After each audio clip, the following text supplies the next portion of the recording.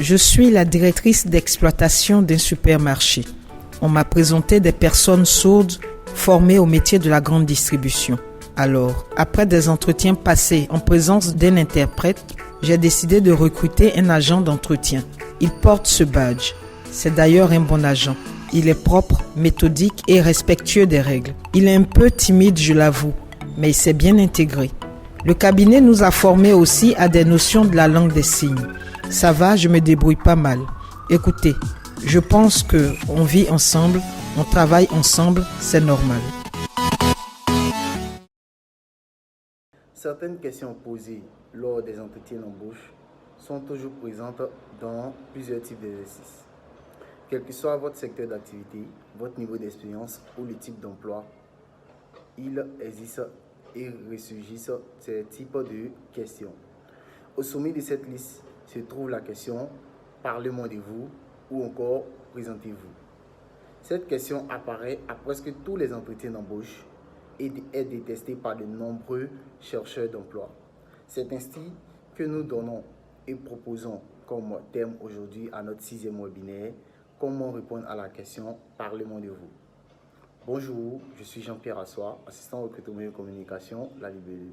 Pour répondre à cette question un peu compliquée et récurrente lors de notre différents entretiens, nous pouvons procéder en 3 phases. La première phase consiste à dire qui vous êtes. Oui, qui vous êtes.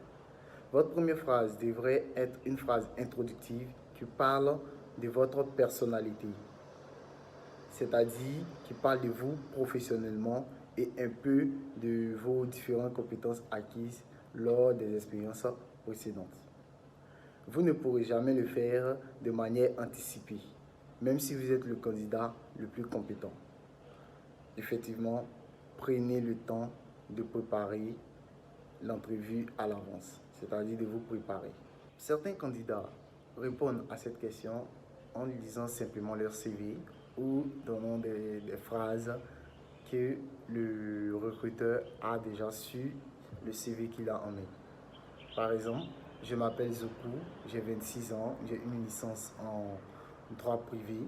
J'ai suivi une formation en ressources humaines pour compléter mon cursus universitaire avec ce master en ressources humaines. Ensuite de cela, j'ai décroché un job dans une petite entreprise où je m'occupais de tout ce qui était tâches administratives et paie pendant 3 ans. Ensuite, j'ai pu rejoindre l'entreprise dans laquelle je suis actuellement depuis 5 ans maintenant. Et je m'occupe du recrutement et de la formation.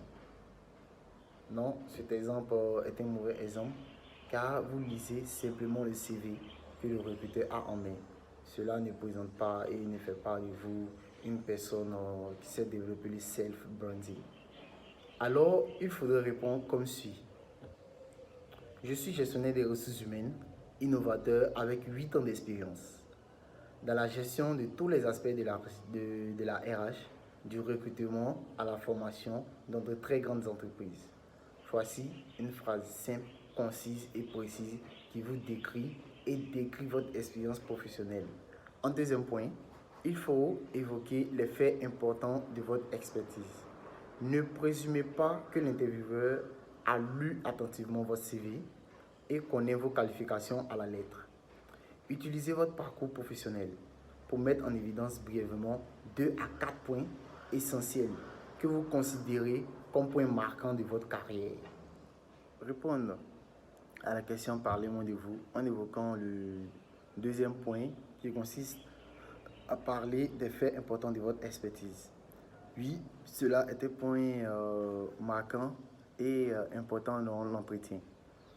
Mais certains candidats n'évoquent pas réellement ces différents aspects de leur expertise qu'ils peuvent proposer comme service à l'entreprise souhaitée.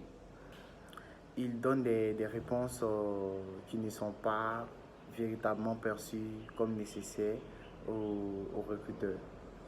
Par exemple, ils disent « Mon premier emploi était comme assistant administratif dans une multinationale à Abidjan. J'ai beaucoup appris dans ce rôle qui m'a servi au cours de ces 12 dernières années. À l'époque, Je n'étais pas certainement prêt ou encore orienté dans un cheminement de carrière. Alors j'ai occupé un poste dans l'immobilier. Cela a duré presque 10 mois, mais j'ai vraiment apprécié le fait de travailler dans une entreprise pareille. Donner la réponse suivante est parfois ennuyeuse, car vous commencez avec la partie la moins impressionnante de votre carrière et le recruteur est susceptible de s'ennuyer rapidement et couper l'entretien. Cela ne montre pas un avantage ou n'est pas favorable aux candidats. Nous pouvons proposer la réponse suivante qui pourrait servir d'exemple lors des entretiens. Comme bonne réponse, nous pouvons proposer l'exemple suivant. J'ai passé mes 6 dernières années à développer mes compétences en tant que gestionnaire de services à la clientèle pour le compte d'une entreprise à Abidjan, où j'ai passé mes objectifs de l'année. En plus, j'ai été promu 2 fois en 3 ans. J'aime beaucoup le fait de gérer le service d'une équipe, précisément régler les problèmes des clients. Ici, l'accent est mis sur l'expérience, l'enthousiasme et la preuve de la performance du candidat. C'est ainsi qu'il faudrait répondre de manière simple, claire, qui montre le parcours du candidat ainsi que son enthousiasme lors de son travail. En troisième et dernière partie de la proposition de réponse à la question « Parlez-moi de vous », vous pouvez montrer pourquoi vous êtes ici. Finissez ce discours en leur disant que vous voulez ce poste et surtout pourquoi. Cela montre votre intention et votre enthousiasme vis-à-vis de ce poste et à l'entreprise.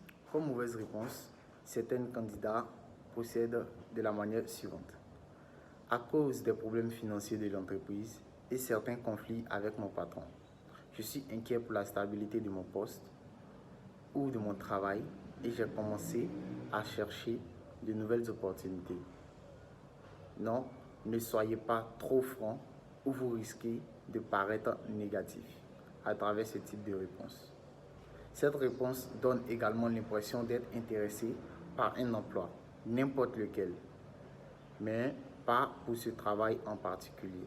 Alors, le recruteur ne ressent pas votre intérêt ou votre enthousiasme à travailler pour leur entreprise et précisément à ce poste souhaité. Pour montrer pourquoi vous voulez ce poste et pourquoi vous êtes ici, nous pouvons proposer la réponse suivante. Bien que j'adore mon poste actuel, je me sens maintenant prêt pour aller de l'avant et trouver des défis à la hauteur de mes ambitions. Et ce poste me motive vraiment. Cette phrase est concise et précise. Cette phrase montre aussi l'objectif du candidat dans sa carrière ou encore dans l'entreprise à laquelle il a postulé.